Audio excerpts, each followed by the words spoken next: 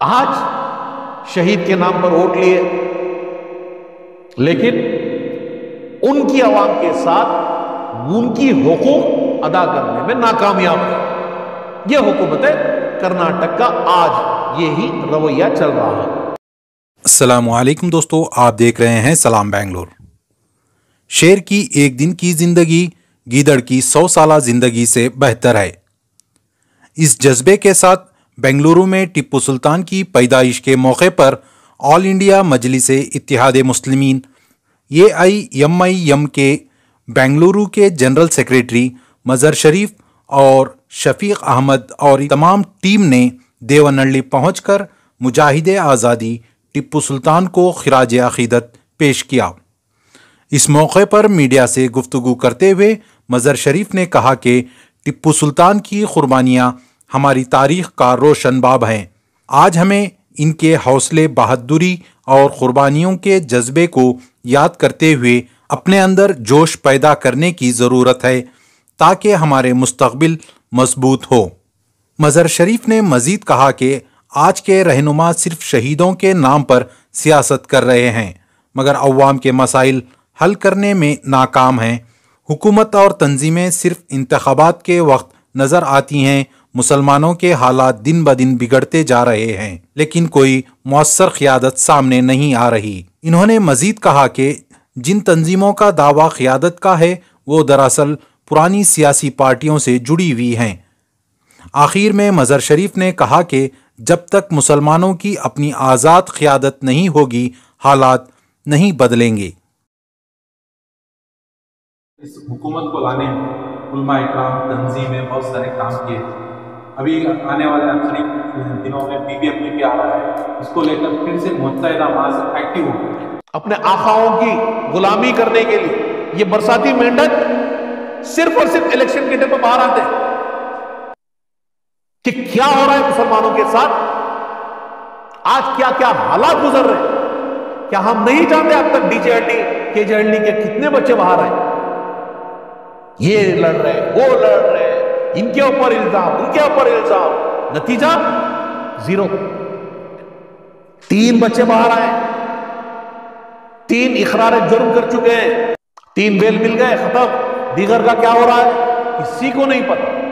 मसले छोड़कर इलेक्शन की तैयारी करने में बिल्कुल साहब, क्योंकि ये मसला है ना अभी इलेक्शन में, फिर वापस यही मसला आएगा, फिर देंगे कमिटमेंट, फिर कोई आगे आएगा। तो इन तमाम चीजों का खत्म कब होगा? जब क़ियादत अपनी होगी। ये तंजीम क्या है, किसने बना ली? या आपने बनाई कांग्रेसियों से, कुछ रिटायर्ड कांग्रेस के जो बैक एंड में बैठकर ये बना लिए कांग्रेस को। अगर आप एक पर्टिकुलर पार्टी को सपोर्ट कर रहे हो तो आप वही पार्टी का हिस्सा हो। क़ियादत अपनी चुनो, प्लेटफॉर्म अपना बनाओ। क्यों कांग्रेस की बैसाखी पे चलना चाह रहे हो? क्या सिर्फ मुल्क के अंदर कांग्रेस के अलावा दीगर पार्टियों में वो काबिलियत नहीं है क्या? बताइए। आपकी माइनॉरिटी मिनिस्टर जबीर अहमद खान साहब से भी मांगते हैं आप वक्त माइनॉरिटी हाउसिंग, पता नहीं और के पास माशाल्लाह कितने कैबिनेट्स हैं, बावजूद उसके कौम के लिए ये काम, बड़े बड़े प्रोग्राम ऑर्गेनाइज करने से उसका कोई फायदा नहीं होता साहब। आज अवाम के लिए आपने क्या किया वो बताइए, दीजिए उसका हिसाब। माइनॉरिटी के लिए बड़ा बड़ा फंड अलोकेट करना नहीं है, उसका इस्तेमाल क्या हुआ बताइए। पिछले 3 साल से माइनॉरिटी का पैसा कहां पर, कितना, कैसे खर्च हुआ बताइए। जी फरमाइए सर। कल टिप्पू जयंती था रियासत कर्नाटक में, बहुत सारी जगह टिप्पू जयंती मनाई गई, आप भी मनाए, लेकिन हुकूमत, कांग्रेस हुकूमत है, बहुत सारे वादे किए थे, मुकम्मल नहीं। क्या पैगाम रहेगा? अस्सलाम वालेकुम रहमतुल्लाहि व बरकातहू। पहले तो तमाम रियासत कर्नाटक के लोगों को 275वां यौम विलादत टिप्पू सुल्तान रहमतुल्लाह अलैह की मुबारकबाद पेश करता हूं। देखिए, पिछले कई साल से जब से टिप्पू जयंती मनाना शुरू किया गया था, विधानसभा के अंदर जब पहली बार शुरू किया गया था, तब से हमने ये सवाल रखा था कांग्रेस हुकूमत से।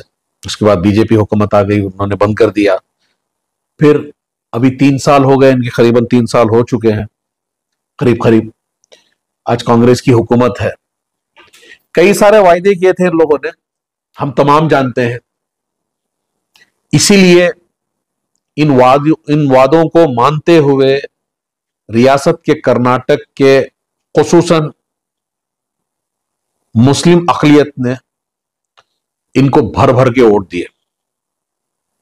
90 से ज्यादा मुसलमान इनको वोट देकर इनको इतनी बड़ी कामयाबी, जो कई सालों में नहीं हुई थी, इतनी बड़ी कामयाबी इनको दिलाई।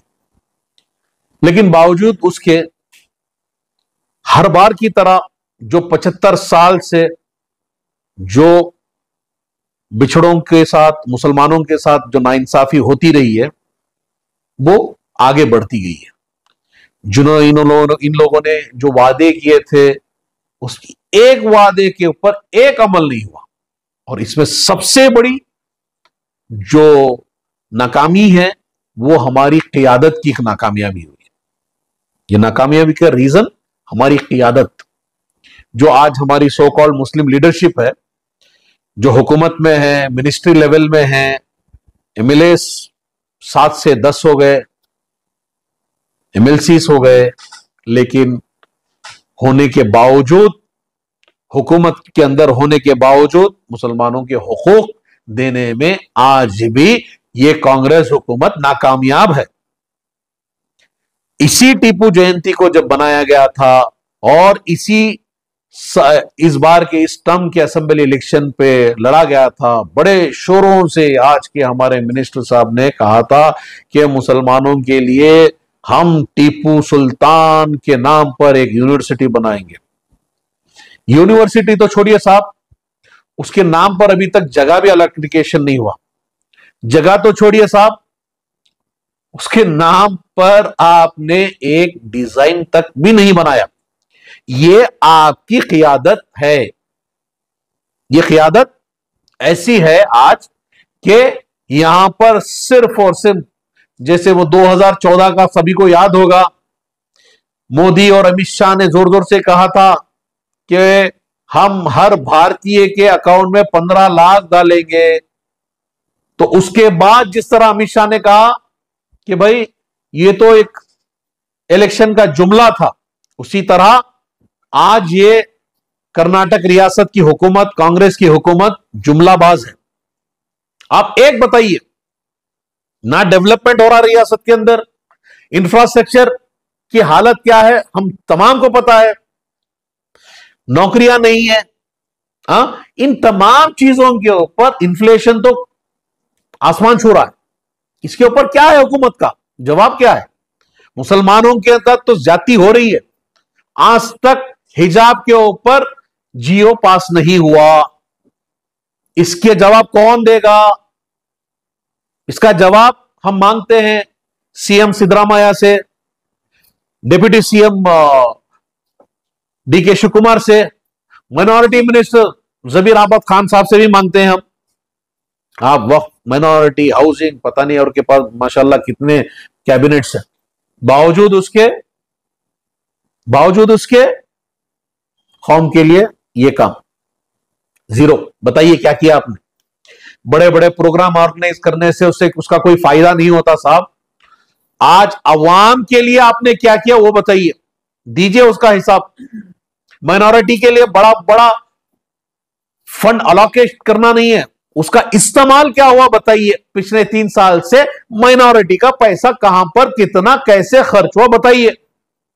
You are liable to the people of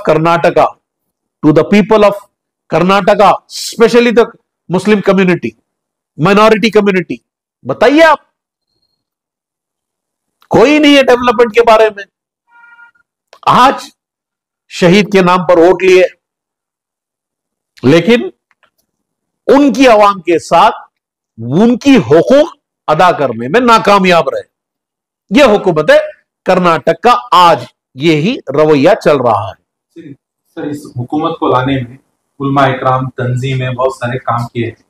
अभी आने वाले अनकरीब दिनों में बीबीएमपी भी आ रहा है, इसको लेकर फिर से मुत्तहिदा माज एक्टिव हो गई। इस पर आपका क्या कहना है? और देखिए साहब, आपका यह सवाल बड़ा बेहतरीन सवाल है।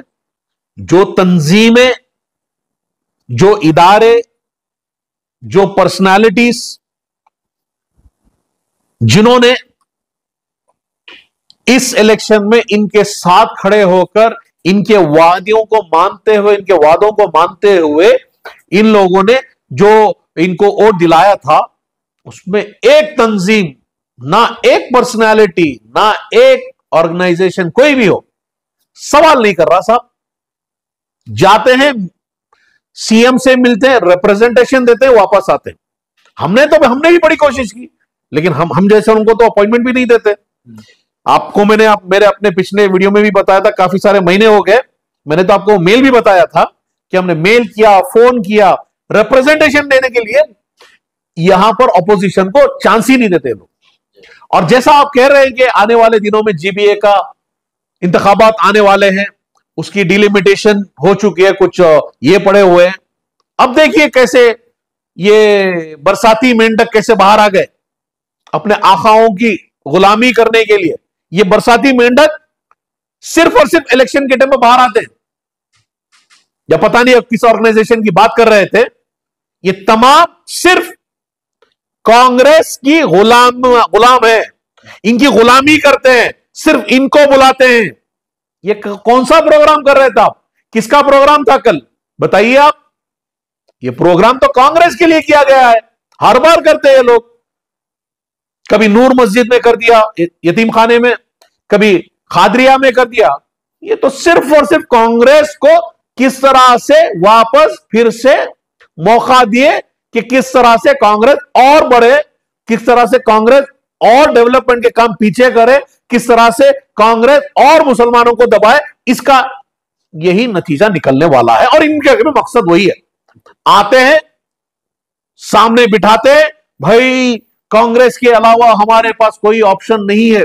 भाई ऑप्शन बनाओ, क़ियादत अपनी चुनो, प्लेटफॉर्म अपना बनाओ। क्यों कांग्रेस की बैसाखी पे चलना चाह रहे हो आप? क्या सिर्फ मुल्क के अंदर कांग्रेस के अलावा दीगर पार्टियों में वो काबिलियत नहीं है क्या? बताइए आपकी। आपके बड़े से बड़े लीडर को लेकर आके सामने बिठाइए, बैरिस्टर असदुद्दीन ओवैसी साहब के सामने। काबिलियत है? जो काबिलियत असदुद्दीन ओवैसी साहब की है, वो काबिलियत है क्या किसी भी लीडर में आज हिंदुस्तान के? बताइए। अब कहने के लिए आपको शर्म आनी चाहिए। क्या आप इन 3 साल में जब वोट दिला के चले गए, वापस आके सवाल किए क्या कि क्या हो रहा है मुसलमानों के साथ? आज क्या क्या हालात गुजर रहे हैं? क्या हम नहीं जानते अब तक डीजेएलडी केजेएलडी के कितने बच्चे बाहर आए? ये लड़ रहे हैं, वो लड़ रहे हैं, इनके ऊपर इल्जाम, उनके ऊपर इल्जाम, नतीजा जीरो। 3 बच्चे बाहर आए, 3 इकरार जुर्म कर चुके हैं। अभी 33, शायद 33 या 34 अभी भी जेल में है। इनकी रिहाई के ऊपर क्या हुआ? खत्म हो गया। 3 बेल मिल गए, खत्म। दीगर का क्या हो रहा है किसी को नहीं पता। मसले छोड़कर इलेक्शन की तैयारी करने में लगे। बिल्कुल साहब, क्योंकि ये मसला है ना, अब इलेक्शन में फिर वापस यही मसला आएगा, फिर लेंगे कमिटमेंट, फिर कोई आगे आएगा। तो इन तमाम चीजों का खत्म कब होगा? जब क़ियादत अपनी होगी। क़ियादत होनी अपनी चाहिए। हम क़ियादत कर छोड़कर हम गुलामी की तरफ लौट रहे हैं और लौट चुके हैं। आप तंजीमों से नाराज हैं, आपको दावत नहीं मिली इसलिए? सब मुझे दावत या मेरी पार्टी की दावत से कोई इसका, अब मुझे कोई इसका फायदा होने वाला है क्या? इन जैसे तंजीमों से मुझे कोई फायदा होने वाला भी नहीं है। ये तंजीम क्या है? ये किसने बना ली? या आपने बनाई कांग्रेसियों से, कुछ रिटायर्ड कांग्रेस के जो बैक एंड में बैठकर ये बना लिए कांग्रेस को। अगर आप एक पर्टिकुलर पार्टी को सपोर्ट कर रहे हो तो आप वही पार्टी का हिस्सा हो। जमहूरियत में तमाम को मौका दिया चाहिए अपनी बात रखने की। अगर आप एक पार्टी की तरफ स्ट्रेट, आपका यह है कि आपका इंटेंशन क्लियर है कि हम इसी पार्टी को जिताएंगे, तो आप वो पार्टी वाले हो गए ना। अगर मैं अगर तमाम इसी के पीछे लग गए, अगर मैं कहूं कि सिर्फ और सिर्फ मुसलमानों का डेवलपमेंट की बात करूं, तो मैं कम्युनल हो गया ना। जैसे कि आरएसएस करती है हिंदुओं की बात, संघ करते हैं हिंदुओं की बात, हम रियासत कर्नाटक, हम हिंदुस्तान, हम भारत की बात करते हैं। डेवलपमेंट सबका होना चाहिए। हां, ऑफ कोर्स जो बिछड़े हैं उनका ज्यादा, उनके ऊपर तवज्जो ज्यादा देना चाहिए। कौन बिछड़े हैं आज? दलितों से ज्यादा पीछे कौन है? मुसलमान है। तो इसीलिए तो हम सवाल कर रहे हैं। तो आज जिस तरह का इस रवैया इस कांग्रेस हुकूमत का चल रहा है, भाई बार बार आप फेल हो रहे हो, शर्म करो भाई। कितने साल आपको जिताएं? आज उम्मत में, आज मैं बता रहा हूं कि लोगों के अंदर भी एक शऊर पैदा करना चाहिए। मैं हमारे यहां के रियासत के तमाम शहरियों से अपील करता हूं कि भाई अपने अंदर सियासी शऊर पैदा करो। उलमा इकराम से भी मैं ये खुसूसी अपील करता हूं कि एक तरफा ना तंजीम हो या उलमा हो या दानिश्वर लोग हो, एक तरफा फैसला ना करें। भाई लीजिए ना उनका मार्कशीट लेके बैठिए ना, डेवलपमेंट कार्ड लेके बैठिए, क्या डेवलपमेंट किया है, एक एक एमएलए के डेवलपमेंट के बारे में बात कीजिए। और जिसने डेवलपमेंट के ऊपर काम किया है, जिसने हुकूक अदा की है, उनको जिताएंगे ना। क्या इस बार एआईएमआईएम बेंगलुरु के लोकल इलेक्शंस के मैदान में उतरेगी या इस बार भी पीछे रहेगी?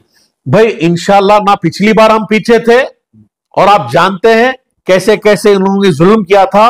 इन लोगों ने हमारे लीडरों को आने से यहां पे कैसे रोका था, ये आप तमाम जानते हैं 2015 में। इंशाल्लाह इस बार रोक के बताओ, मजबूती से आएंगे भी इंशाल्लाह, और लड़ेंगे भी, और जीतेंगे भी, और हराएंगे भी इंशाल्लाह। एजेंडे क्या रहेंगे एआईएमआईएम के? एजेंडा साफ है साहब। जो डेवलपमेंट रुका हुआ है उस डेवलपमेंट पे काम करना है, जो काम रुके हुए हैं उसके ऊपर काम करना है, जो हुकूक रुके हुए हैं उसके ऊपर काम करना है।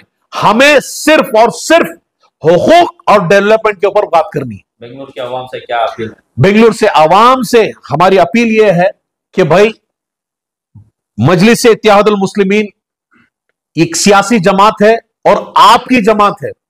ये किसी एक की या मेरी और मेरे साथियों की जमात नहीं है। मजलिस इत्तेहादुल मुस्लिमीन तमाम भारतीयों की जमात है, तमाम बिछड़ों की जमात है, तमाम मुसलमानों की जमात है, तमाम हिंदुस्तानियों की जमात है। मैं आपको आज इस मौके पर दावत देता हूं, जो जो एस्पिरेंट्स हैं, जो जो लोग सियासत में इंटरेस्टेड हैं, मजलिस इत्तेहादुल मुस्लिमीन ये आपका प्लेटफॉर्म है। दूसरों की गुलामी छोड़े, दूसरों की बैसाखी छोड़े, अपना प्लेटफॉर्म पे आइए, अपनी खियादत खुद चुने, अपने मसले खुद हल करें। यह मकसद है मजलिस इत्तेहादुल मुस्लिमीन का। मैं आप तमाम से गुजारिश करता हूं, मजलिस के साथ जुड़े, मजलिस को मजबूत करें, ताकि आपकी आवाज यहां से लेकर पार्लियामेंट तक, आज जिस तरह बैरिस्टर असदुद्दीन ओवैसी साहब अकेले होते हुए पर भी पूरे 542 के ऊपर भारी हैं, यह आप तमाम जानते भी हैं, आप उनकी तारीफें भी करते हैं। लेकिन अगर उनकी हम मजबूती नहीं बढ़ाएंगे तो भाई बैरिस्टर असदुद्दीन ओवैसी कोई आबे हयात पीने वाले शख्सियत नहीं है। उनको भी जाना है, मुझे भी जाना है, लेकिन जब तक वो है हम उनकी इज्जत कर उनसे सीखकर अपनी खियादत बनाएं, ताकि आने वाले दिनों में हम तमाम मजबूत लीडरशिप को खड़ाने में कामयाब हो, ना कि गुलामी पे चले।